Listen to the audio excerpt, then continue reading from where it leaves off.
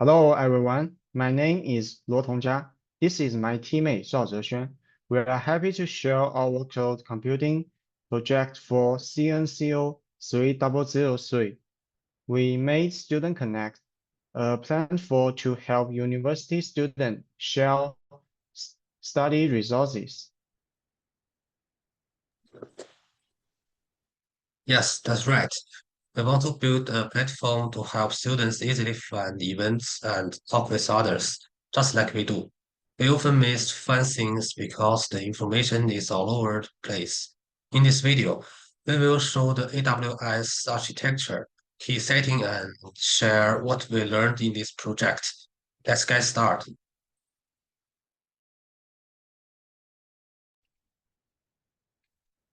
Now, let me give you a simple introduction to this platform.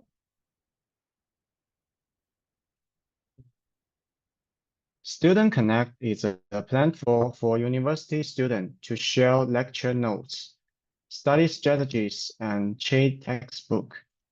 It has two main websites, the home page and the user list page. Let's take a look at the actual results. Since AWS updates its website each time we open it, for convenience, let's look at the screenshot on the right.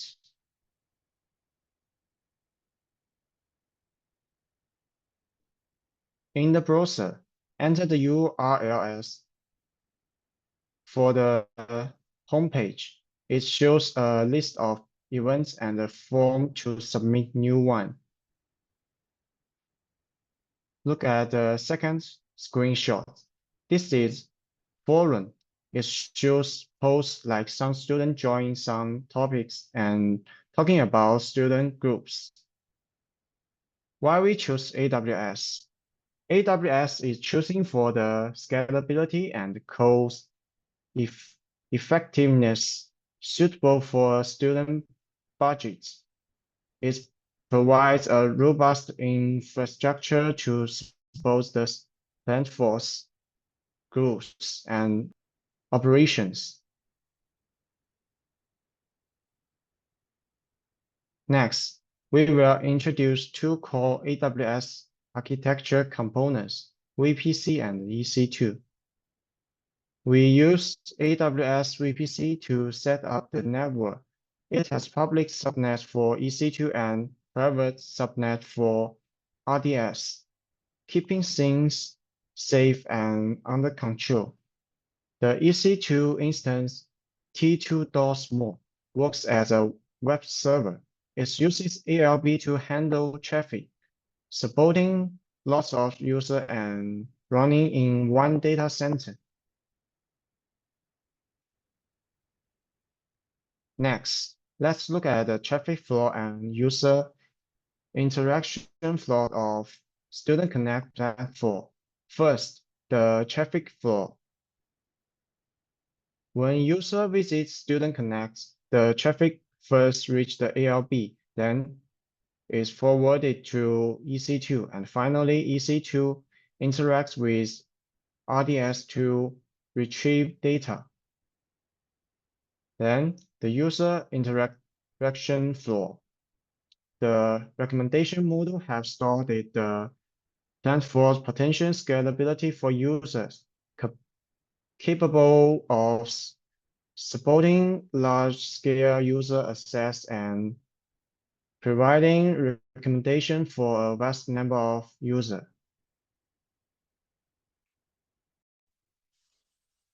Next, we will talk about the setup of VPC and EC2. First, let's start with IAM role integration. We found the IAM role lab role to give EC2 and RDS the needed permissions. This keeps resources safe when they work together. Using IAM roles makes permission setup easier and improves system safety. Now let's move to VPC setup. We created my VPC with two public subnets for EC2 instance and two private subnets for RDS to keep data safe. You can see this picture. Here are the two public subnets, and here are the two private subnets. Then we set up an internet gateway so instance in the VPC can reach the internet while keeping the network safe.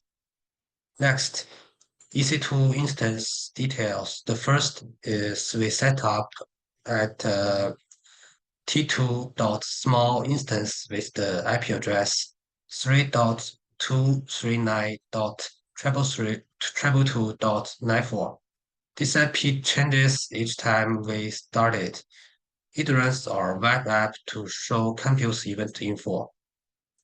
The second is we set up a security group to allow HTTP on port 80 and SSH on port 22 and 5001 to keep the instance safe and manageable.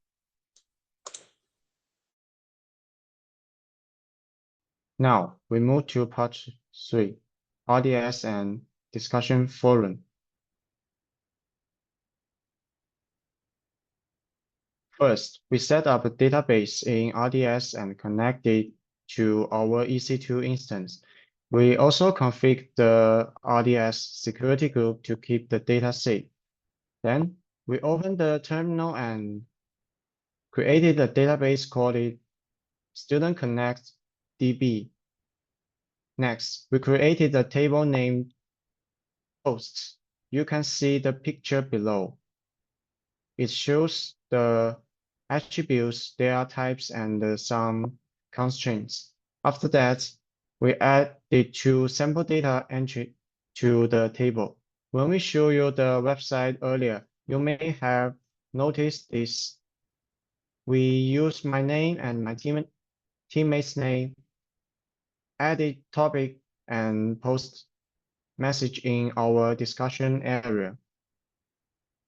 User can visit the website in the browser, post message, and where others post. This website works through an APEC reverse proxy, which fixes the issue of ports 5000 and 5001 not being accessible. We will talk more about that later.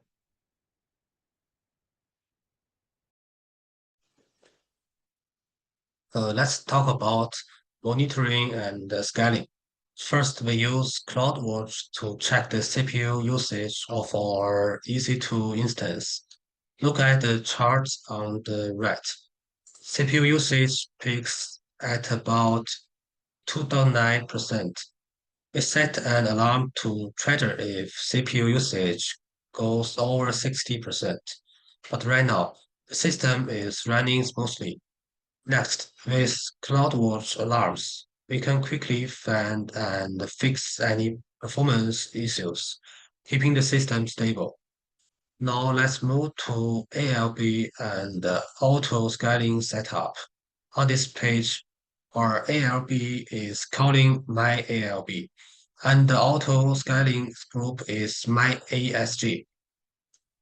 We keep the instance count between 2 and 3, aiming for the CPU usage of 50% to balance performance and the cost. The ALB handles traffic distribution and auto scaling adds more instances during high traffic, making the system more reliable. Finally, let's look at the backup and the health checks. First, we set up a 10 GB EBS volume for data storage and take snapshots for backup, keeping the data safe. Then the ALB does health checks on port 80 and slash flask path to ensure the service is running well. That's our plan for monitoring, scaling, and backup. The next part took us the longest time to handle. Ports 5000 or 5001 cannot be accessed, possibly because of the AWS lab restrictions, which stop the Flask app from working directly. We tried configuring security group, add IAM permissions and other steps, but we couldn't solve it. Likely due to the lab restriction, we fixed the port access issue using the packet reverse proxy, using proxy paths to reverse the /flash path to the local flash ensuring the discussion forum works properly. During the process, some code operation often failed, possibly due to carelessness. We use the var log HTTP error log for debugging for found proxy model errors and fix the issue by analyzing the logs.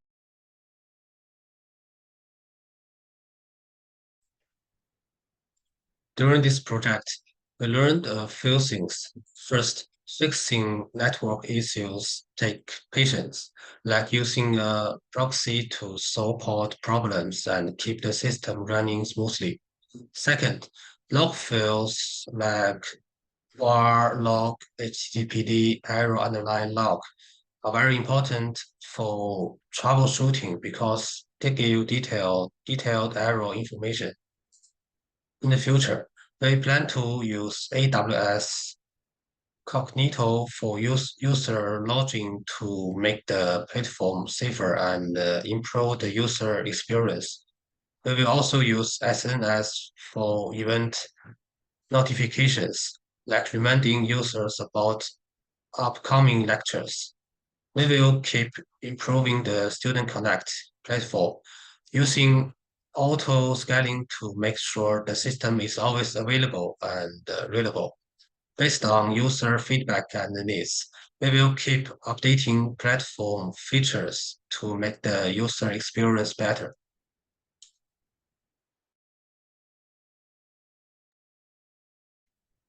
Thank you for watching the Student Connect project demo. We look forward to your feedback and suggestions.